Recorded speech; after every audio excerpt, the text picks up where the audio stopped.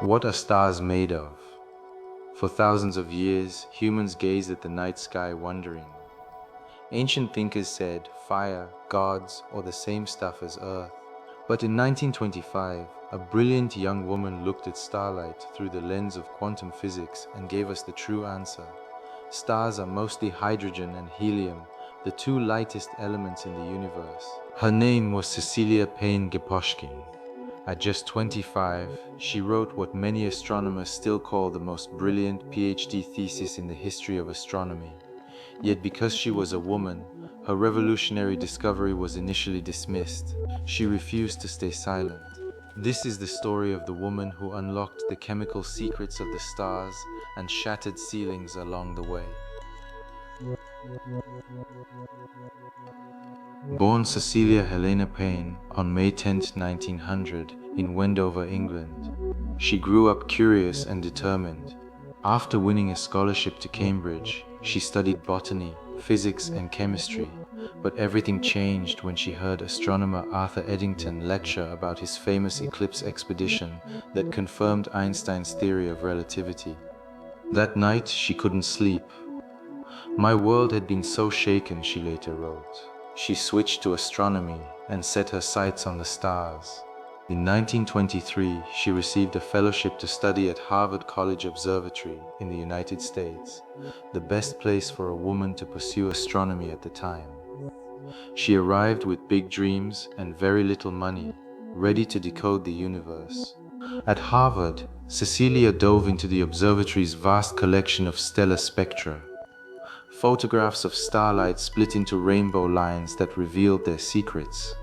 Using the new quantum physics and the ionization theory of Indian astrophysicist Meghnad Saha, she analyzed the data like no one before. In her 1925 PhD thesis, Stellar Atmospheres, she made a stunning conclusion.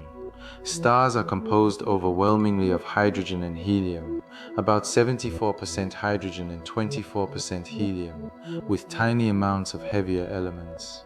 This completely contradicted the belief that stars had the same composition as Earth, mostly iron and silicon. Her work was groundbreaking. Astronomer Otto Struve later called it undoubtedly the most brilliant PhD thesis ever written in astronomy. She became the first person, man or woman, to earn a doctorate in astronomy from Radcliffe College. There was just one problem. She was a woman in a male-dominated field. Leading astronomer Henry Norris Russell told her her conclusion about hydrogen and helium must be wrong. Reluctantly, she added a disclaimer to her thesis suggesting her results were likely incorrect. 4 years later, in 1929, Russell published similar findings and received widespread credit.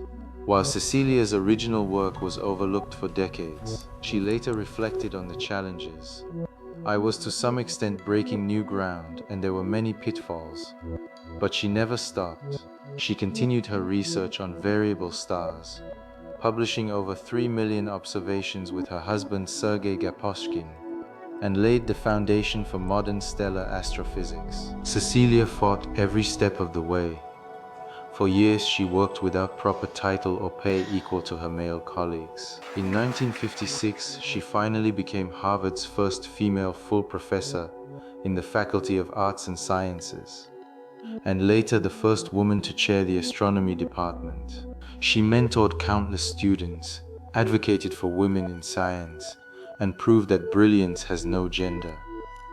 Her discovery that stars are mostly hydrogen and helium became the cornerstone of our understanding of the universe, from how stars shine to how galaxies form. Cecilia Payne-Gaposchkin passed away in 1979, but her light still guides us. She showed the world that asking bold questions about the stars can change everything, and that women belong at the forefront of discovery. Her story reminds us, sometimes the greatest breakthroughs come from those who refuse to dim their brilliance, even when the world tries to look away. What cosmic question will you dare to ask? If Cecilia's journey among the stars inspired you, hit like, share your thoughts in the comments. Who is your favorite woman in science? And subscribe for more stories of remarkable women who changed our understanding of the world. Until the next discovery, keep looking up.